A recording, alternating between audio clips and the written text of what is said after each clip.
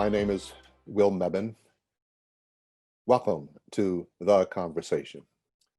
This is a new show brought to you by FCTV here in Falmouth, Massachusetts on Cape Cod. It's a new show that came about because of incidents happening in the aftermath of the murder of George Floyd. The rallies, protests, and vigils that have been held, but more importantly, perhaps the conversations that have started and that are ongoing. And so with our good friends here at FCTV, we have come together to offer this venue of which you are going to be a part. We're going to ask you to join us in sharing your thoughts about a myriad of issues and questions that have come up about race and racism around the country, around the state and Commonwealth of Massachusetts, and even here, or maybe particularly here in our home, Falmouth. I'm delighted to have as co-host of this new show, this new offering, Onjalé Scott Price. Onjalé is going to introduce herself now and let you know a little bit more about what we hope to accomplish with the show. Thanks, Rev. I'm very excited about this show.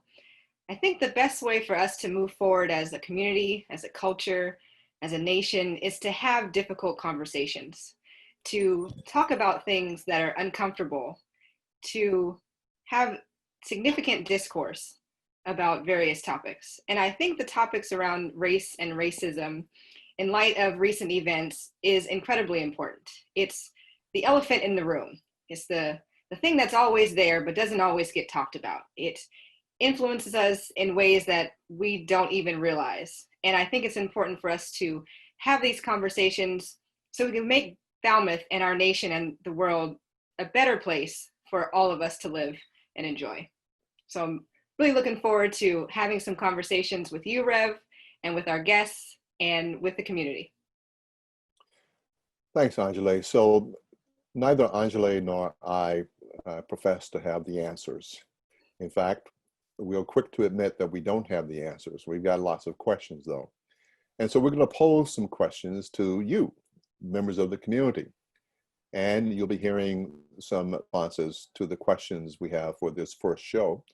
And who knows, in future shows, you might have a chance to be on camera as well and answer one of the questions that we're going to pose.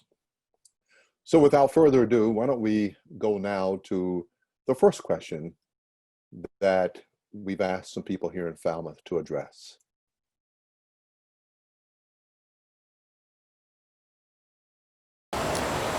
Black Lives Matter means to me different things. It mostly means to me that there's a validation that my life is important as a Black woman in this country, or in this world, actually. At the same time, it is very disheartening that in 2020, we have to proclaim that our lives matter. Well, to me, Black Lives Matter makes me think of the 400 years of oppression that folks in this country have experienced, continued discriminatory behaviors. It also helps me to remember that change will only happen for humanity when we see people as parts of humanity rather than defining them by race. It's for me, it's trying to get people not to be defensive. You know, when we talk about Black History Month and people say, why is there a White History Month? Well, there's a problem. There is a problem, and so we focus on Black history, we focus on gender issues, we focus on different things when there's a problem.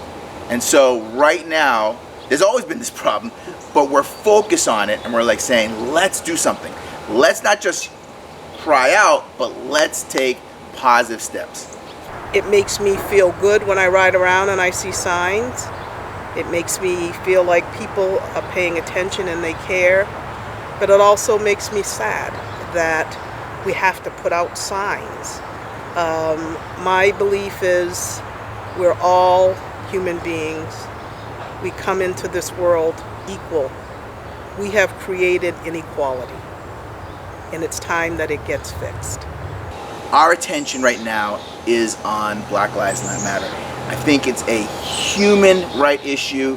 I don't think it's politics, and that's what the problem is right now, is we're all divided, but it's a human right issue. It doesn't matter whether you're right or left, there's suffering going on, and we should all be having our minds set on Black Lives Matter. So that's me. I really feel that that's, it's a human condition, it's a human issue, and we should all jump in and say, yes, I agree with that. Same way. Welcome back. Wow. And those were some powerful responses we received from those who participated in our sort of on the street, but more like in the park interviews there. Lots for us to consider and to discuss, and Anji and I are privileged, delighted to be joined by three individuals who have joined the conversation and are going to help us unpack some of what you have just heard. I first want to introduce and welcome Bob Antonucci, well-known Falmouth resident, superintendent of schools, formerly here in Falmouth, Massachusetts Education Commissioner, and now President Emeritus of Fitchburg College. And we thank you for being with us today. Adam Subhas is also with us, and grateful to Anji for making the connection with Adam to get him to be part of the conversation today. And we will be hearing a lot from him, and he has a very interesting background, as all of our guests do. And there is a common thread between Adam, who is a scientist in Woods Hole, and the next person I'm going to introduce, who is Olivia Masih White, and with Indian roots herself. So Adam and she share that in common. And I'll say a little bit more about each of you as we get into the conversation. So why don't we begin with asking you, Olivia, to give us your reaction to what you just saw, and to give us what do you think of when you hear the phrase Black Lives Matter? You know, it's interesting, having come from India some 50 plus years ago. So I have seen lots of racial discrimination from the 60s till now. So having seen this sign here and knowing that we will be taking part in conversation, I had time to think about, what do I think about what lives matter? One of the things that my first thing that comes to my mind, and not only that when I see the sign, I have put signs in my own yard. So first I see the sign is I acknowledge that Black lives really do matter. There's something to be said by putting the sign. They haven't been treated equally. They have not been given the kind of education or respect or privileges like everybody else did. So I put that sign up just to acknowledge that they have not been treated. And then I put the sign up because I want to take some responsibility that maybe somehow, directly or indirectly, I have not done enough so the Black lives could matter. And last, I will say my third reason is that if I acknowledge it, if I take responsibility, then it's time for me personally to take some action. So justice could be done for all individuals who are Blacks, who have not been given the privileges that others had.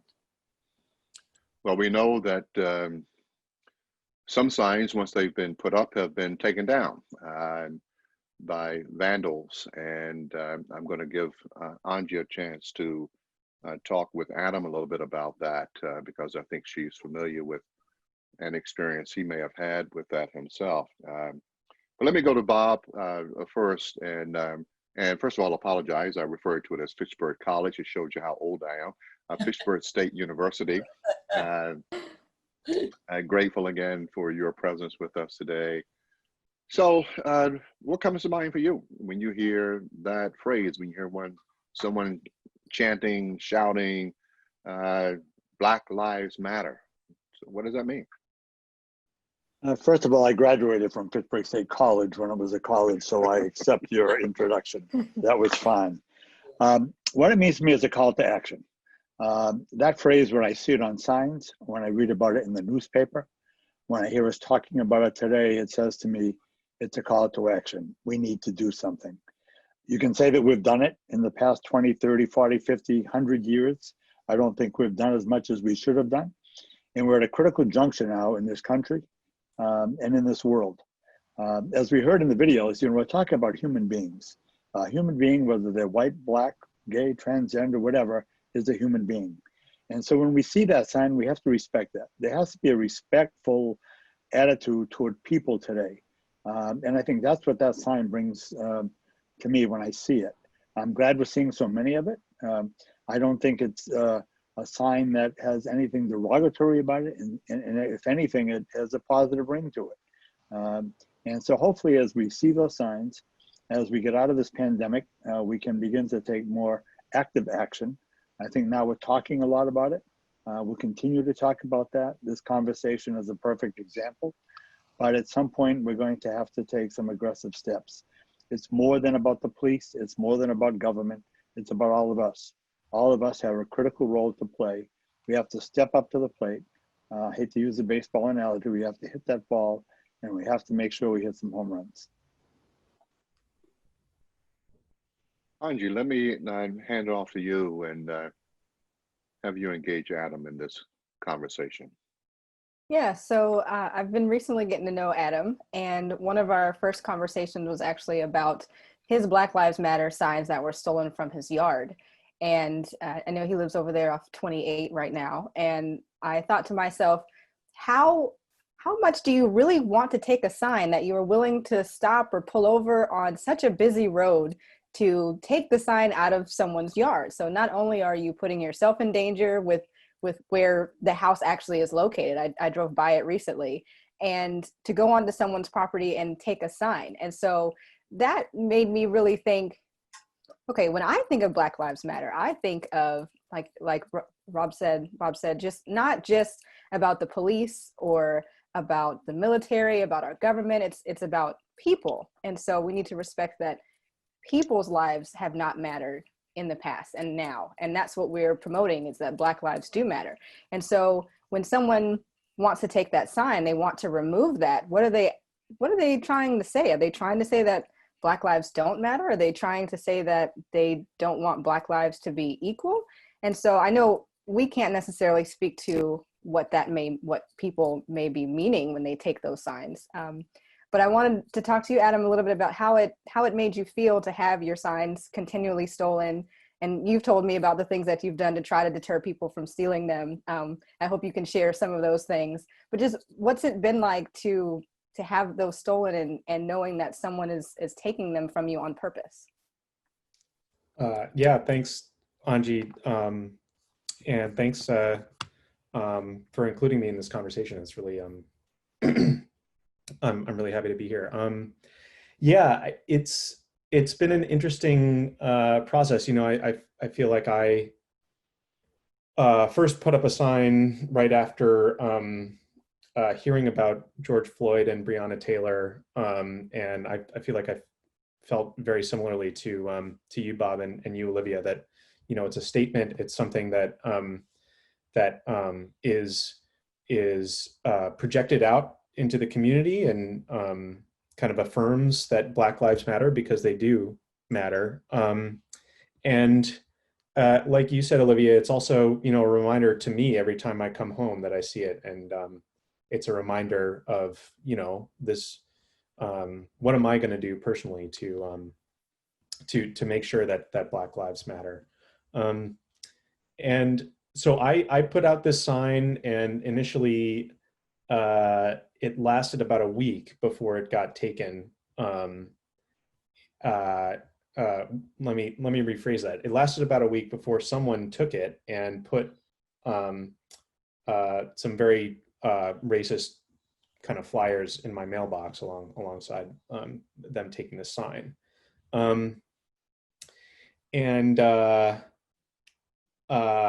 You know, I then had kind of went through the channels of reporting it to the police. It turns out putting something in someone's mailbox is a federal crime. And so you know, there are real kind of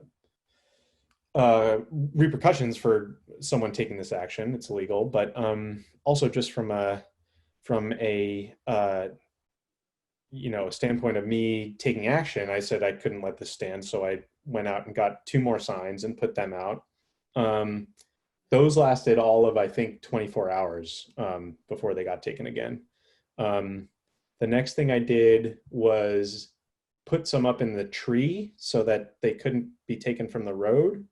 And then the last thing I did was I actually had a friend of mine weld a metal sign that I put into the ground with a post hole digger and put concrete footings on it. And it turns out, Anji, I don't know if I told you this, but that sign got stolen just a couple of days ago. So they managed to sit there, and I don't know how long it took them to dig this thing out, but they dug it out and it's gone now. So this is real effort that people are putting into you know, silencing these voices that I think all of us we want to lend our voice in support of Black lives in the ways that we think we can. This has been framed by the media, some people in the media, as a free speech issue, and I just think that's not the right way to think about this. I mean, it's a human rights issue. It's a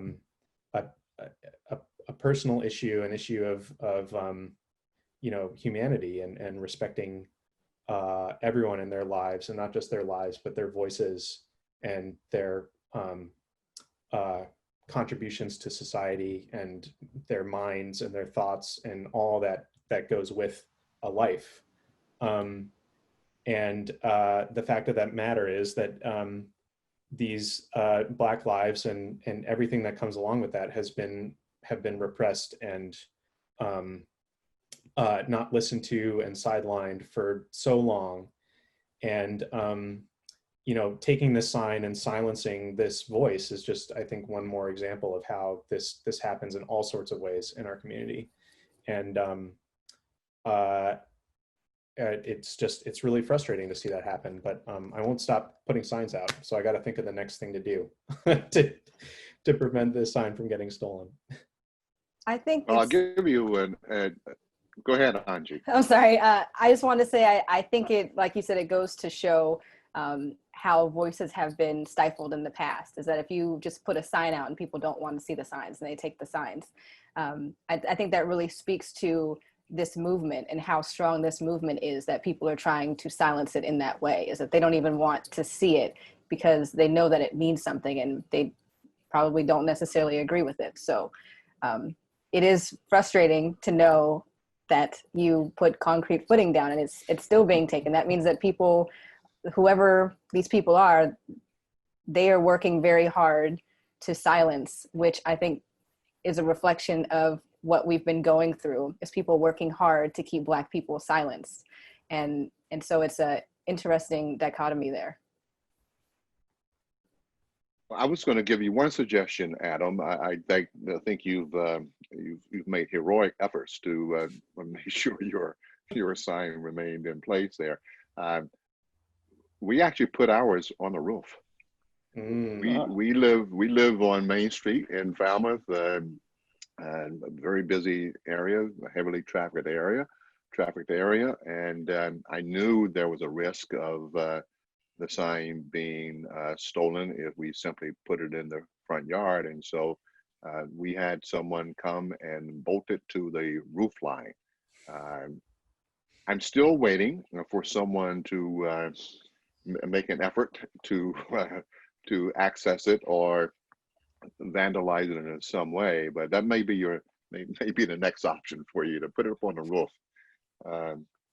But I want to go back though, and I want to challenge each of you to go a little deeper on this. Each of you has probably heard people say when you wear a button that says Black Lives Matter or you carry a sign, you know, the retort from folks usually is, but don't all lives matter? So how do you respond to that? What do you say to someone who takes that posture? Whichever one of you would like to speak. Go ahead, Olivia.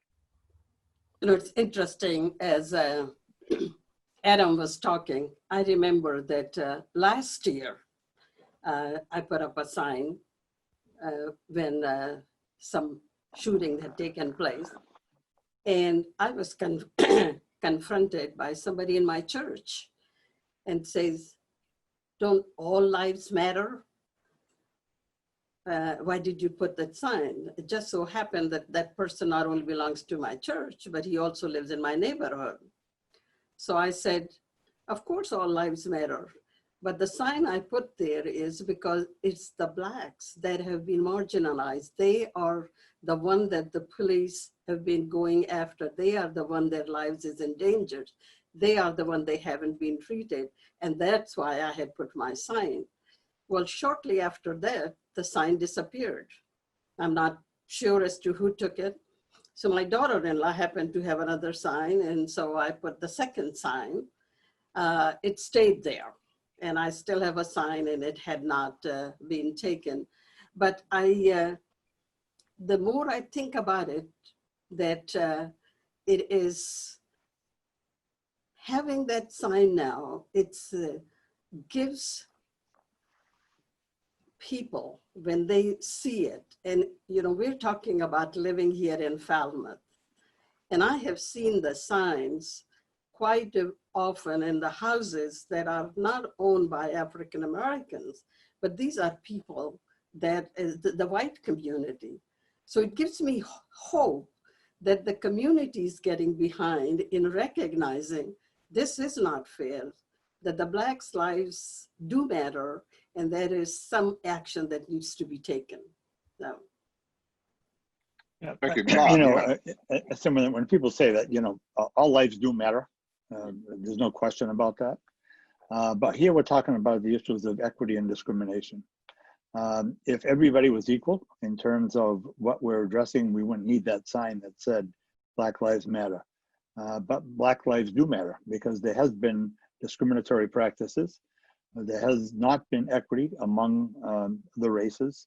And so though all lives do matter, we're rising to the top here about issues where it's not working. So lives of the Blacks and lives of certain minority communities have to be addressed. You know, I come from the education world, both K-12 and higher ed. And we forever are talking about equity in what we do, both in terms of students we admit, in terms of our curricula, but we haven't gone far enough. Times are changing, times have changed.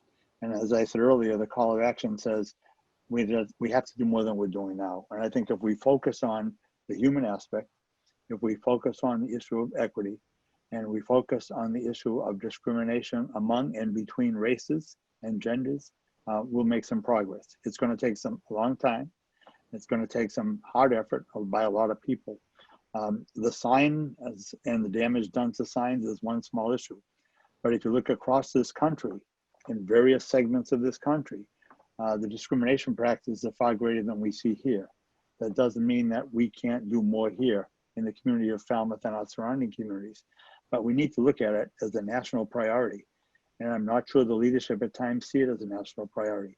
So it takes people like us having a conversation about it, and hopefully that will spread and people will begin to take it serious and make a difference. Adam, you have a thought about how to retort? Yeah, I guess you know that retort. It's interesting because all of these things are, you know, they're reactionary, right? They're a reaction to seeing this statement and almost you know, I feel like a lot of this and I'm guilty of this. I think all of us are, that we get defensive about our own notions of what, you know, our values, what we feel, and something like this, it runs so deep in our culture that it's really hard for us to deal with, I think, as a society. And so this reaction of all lives matter, I think, is it's the immediate, you know, defensive, like, well, fine, but, you know, all lives matter. And you're saying, you know, of course all lives matter, but the fact of the matter is there has been this discrepancy in between Black lives and white lives for centuries now. And this statement, Black Lives Matter, is a recognition, I think, of that. And the fact that it runs so deep, I feel like, makes it so much harder for people to kind of internalize and deal with and reconcile.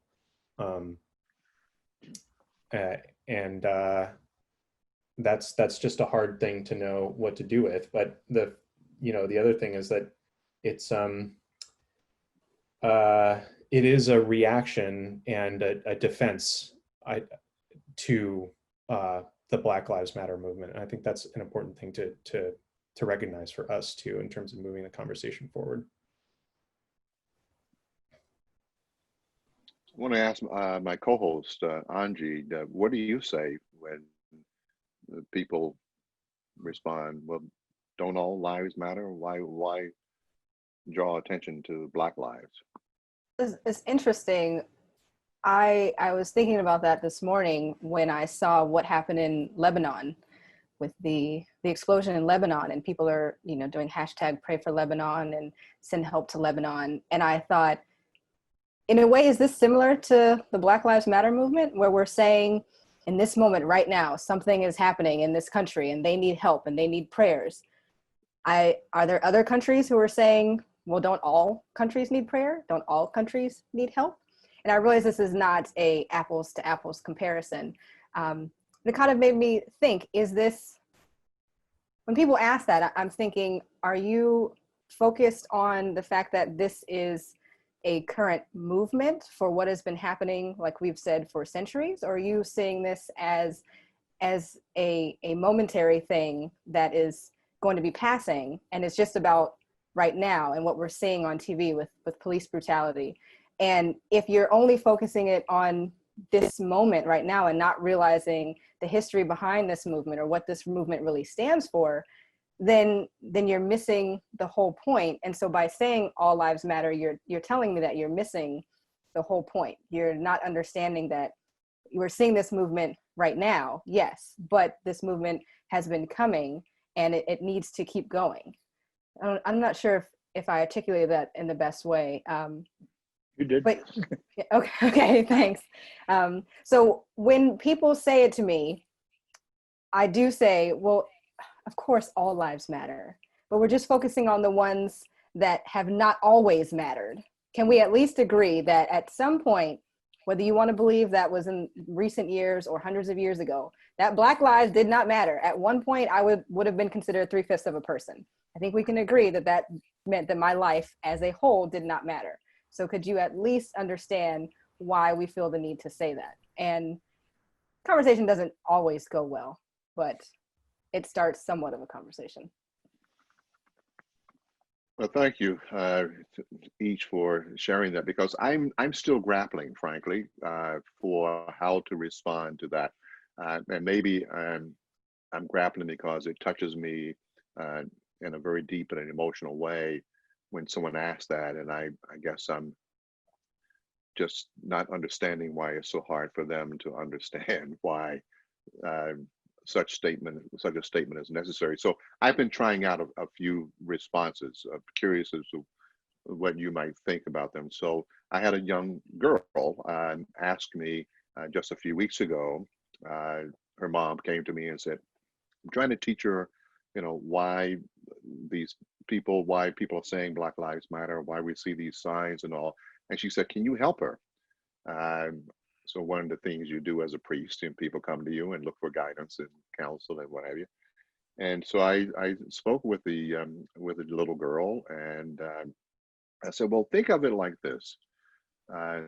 You live in a house, and every house in your community, every house on your street matters, right? It's important to everybody. But if your house catches on fire, your house needs to matter more than the houses at that moment, because we need to put out the fire. The fire has to be put out.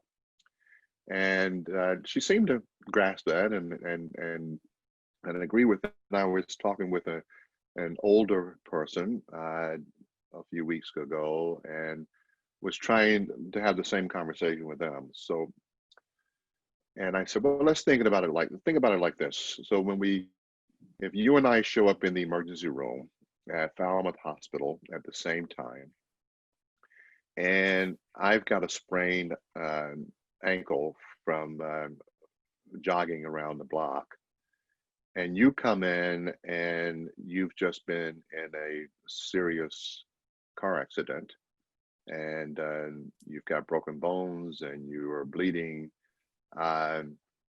which patient is going to get the attention? Patient should get attention at that time. I would think you would be incredulous if they attended to my sprained ankle while they left you bleeding on the emergency room floor. So I don't know if that was helpful or not, but I'm just looking for ways, real life ways, for people to try to understand why at this particular moment it's so important to embrace the fact that Black Lives Matter. Anyone have a comment in response to? Yeah, Olivia, yeah. Oh, go ahead. I'll come to you, Bob. Yes. Yeah, no, go ahead.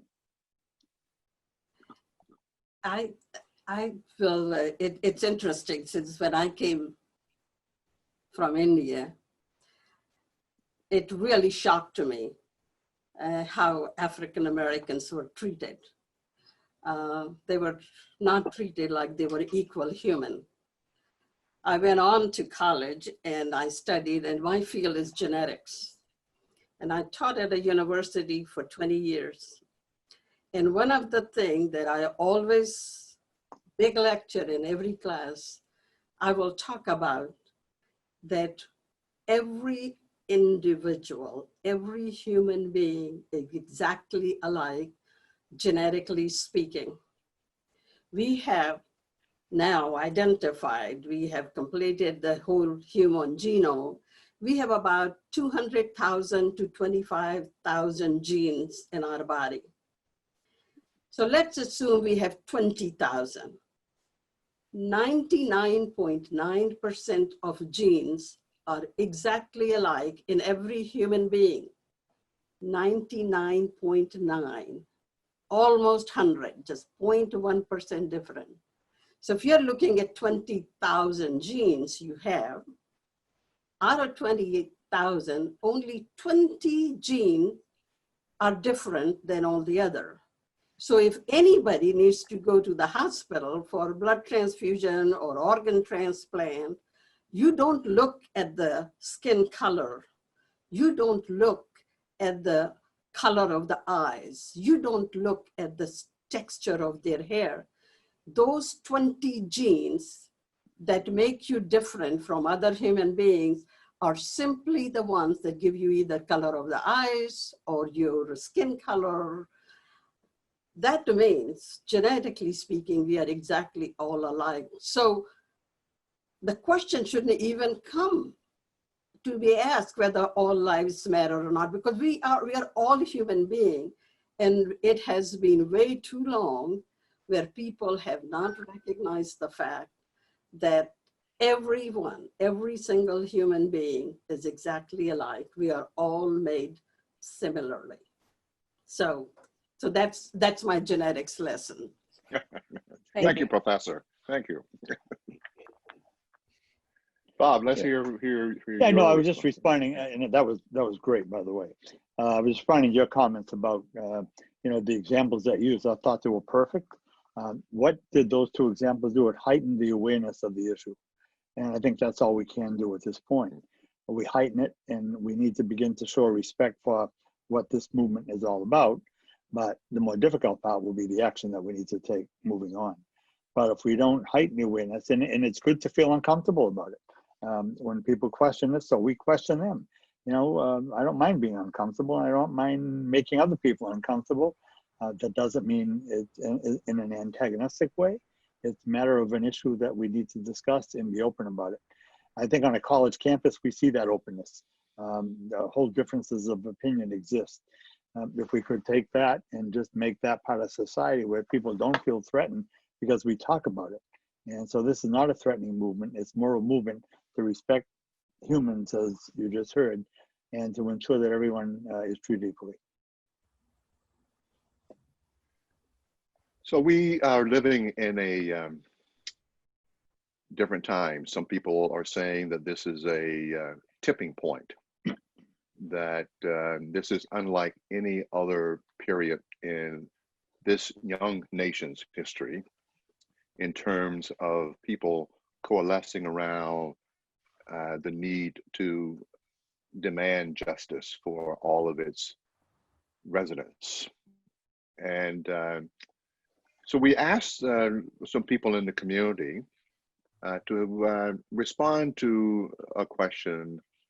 So how is this moment different from other moments when there were demands for civil and human rights in this country? So join me, we're going to take a listen to what some of those responses were, and we'll come back to the studio and ask you to weigh in as well.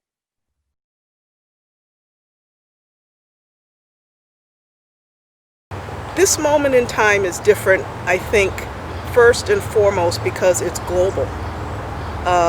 The timing of it during a global pandemic has contributed to the press coverage and media coverage and social media and the attention of people from all over the world.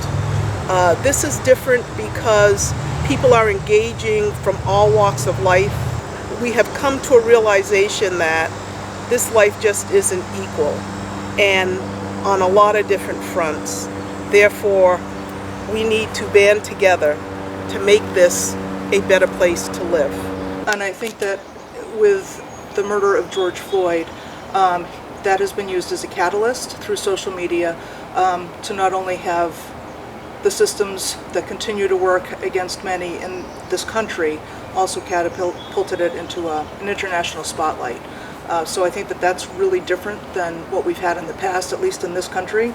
So right now the difference is there is a heightened acknowledgement.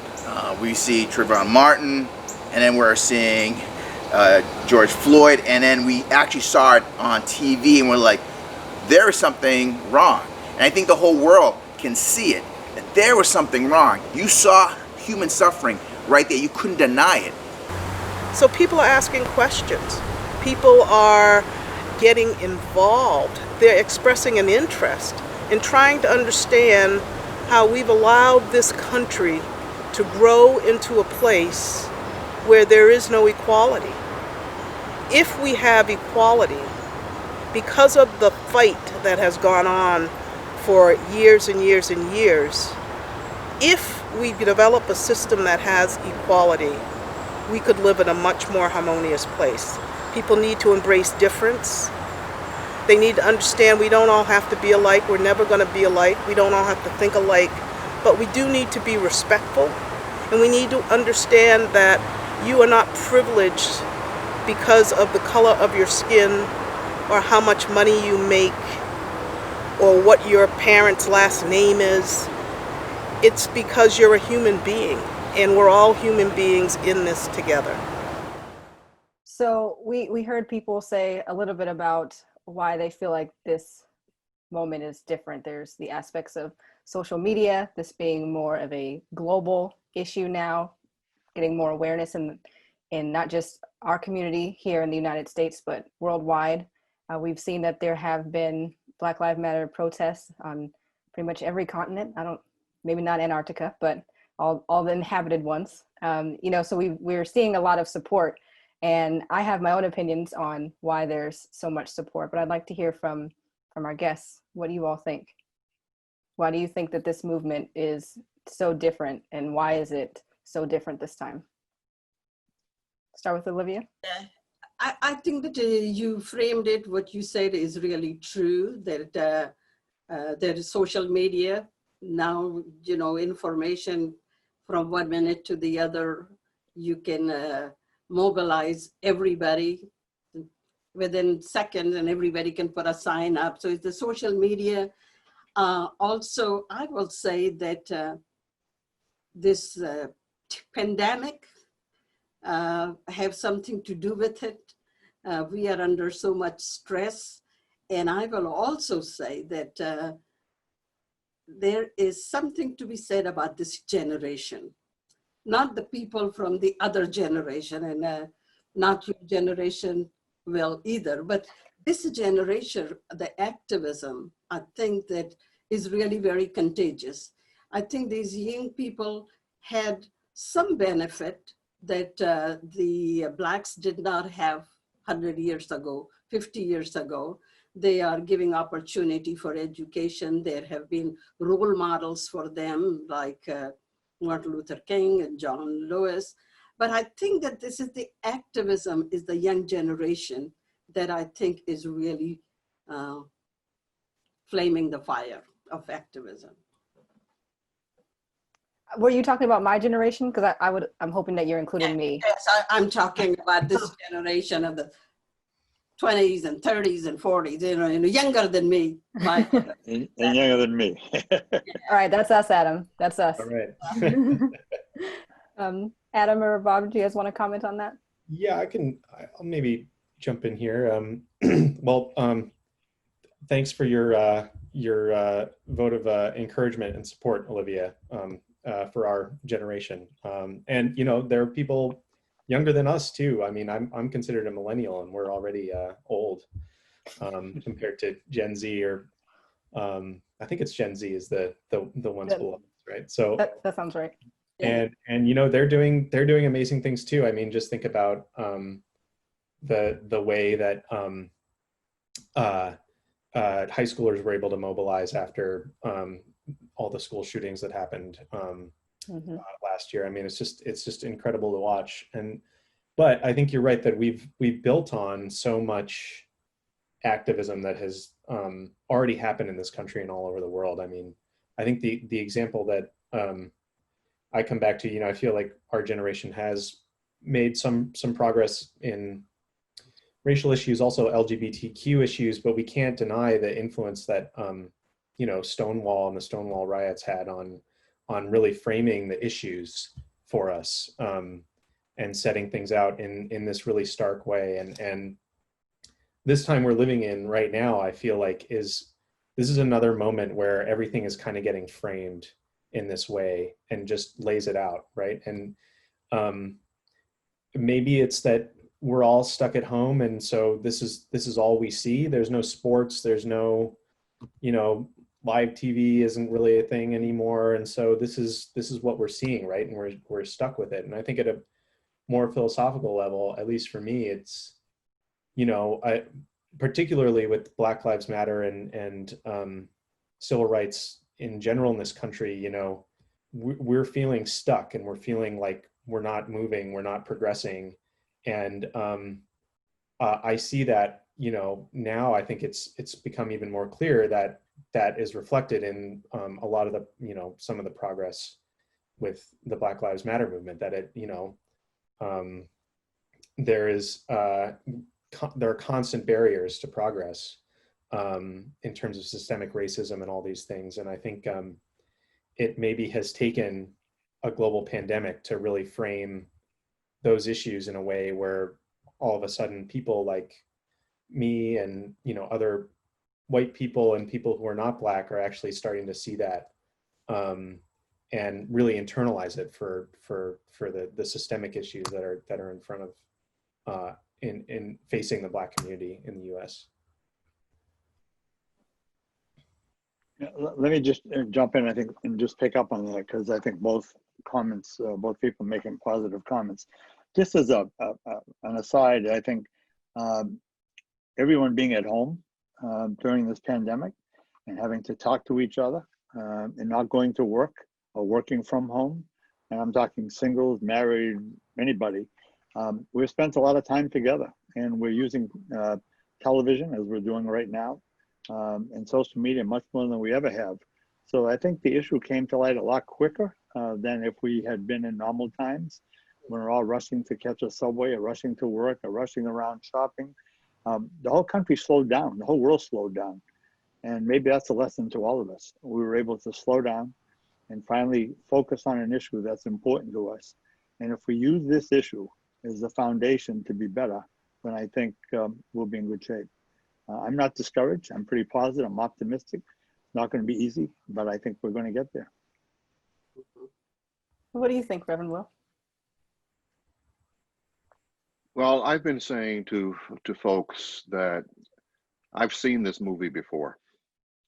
You know, I've lived through the periods of the civil rights movement in the 60s, 50s, 60s, and during the Jim Crow period in the South. And we took to the streets and we marched and protested, and some of us did other things to get the attention of the authorities, the powers and principalities. And Adam mentioned the Stonewall riots and the what a catalyst that was for moving to advance civil rights, human rights for the LGBTQ community.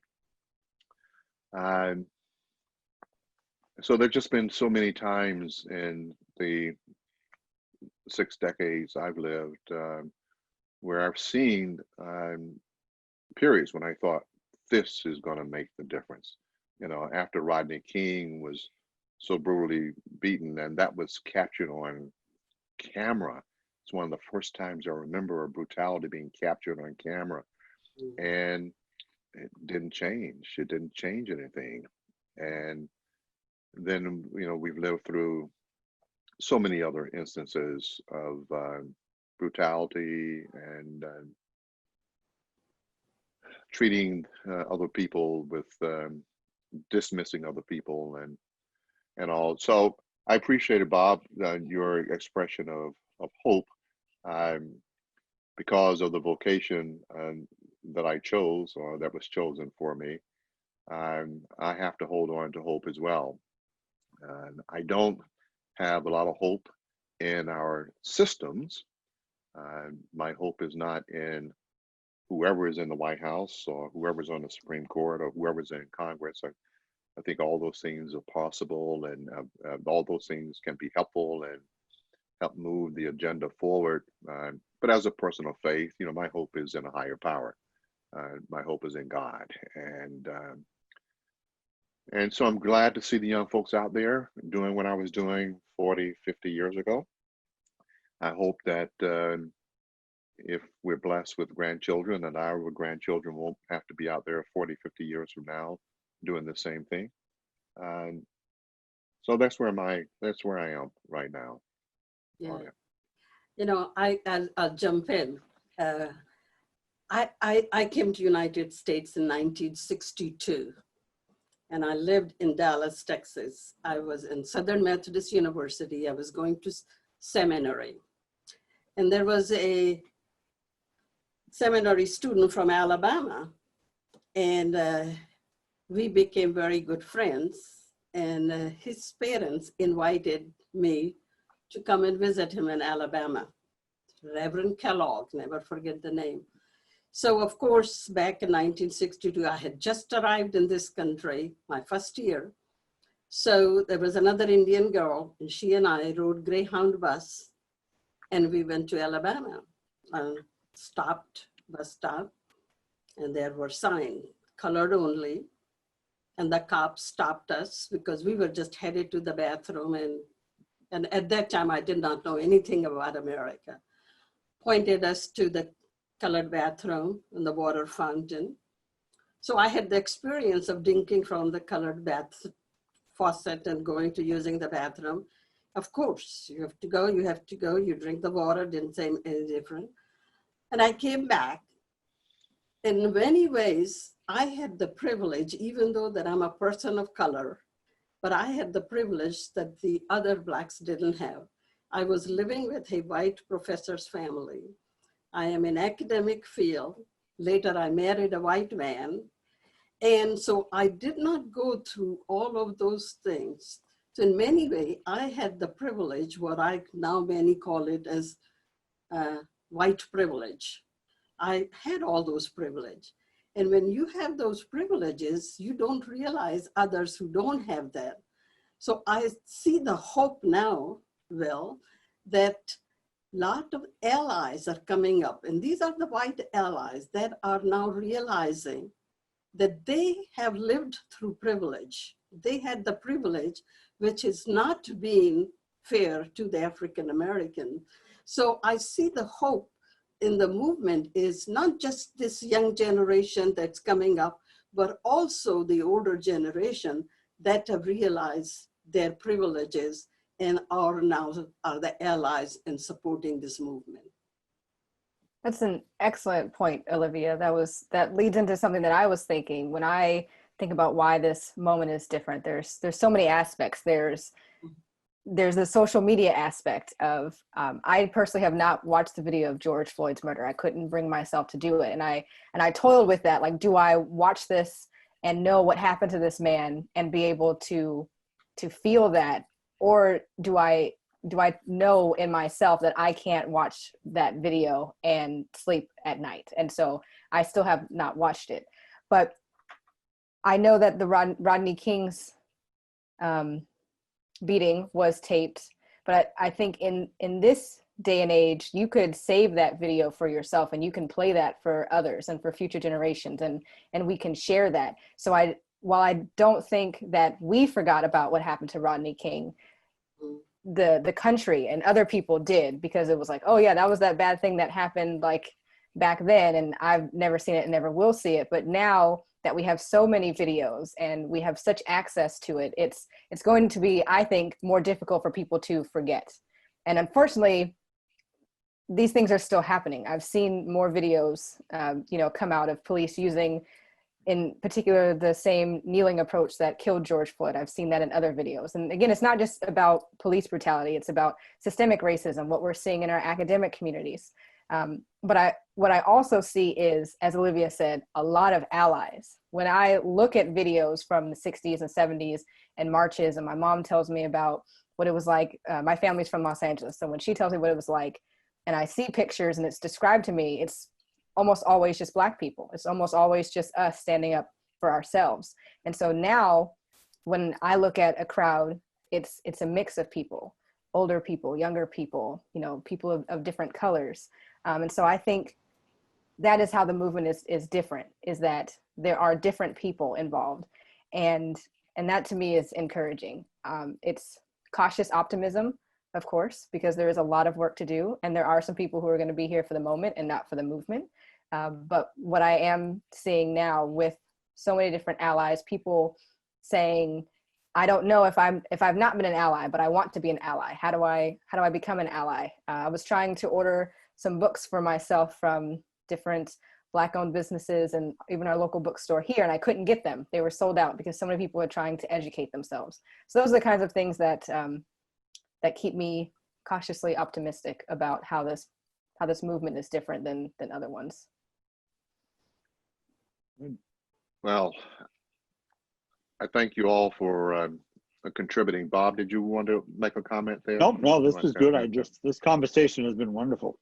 Yeah. I am very grateful. One thing I would say in response to both Olivia and Angie's comments, yes, the movement, this current movement, needs allies, but we also need accomplices.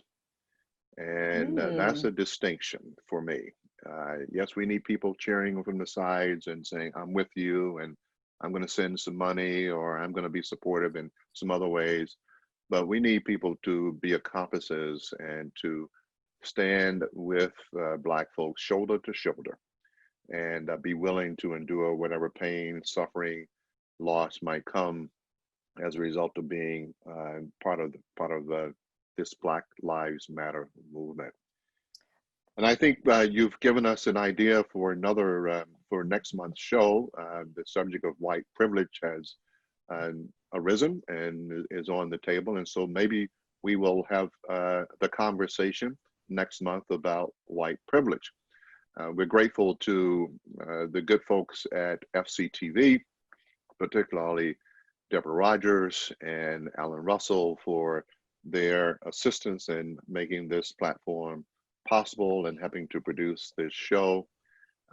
There is a commitment from FCTV that Angie and I will be back on a regular basis for more conversations about what is happening in the world, but particularly with a focus on race and racism. So please make sure you continue to check the schedule for FCTV.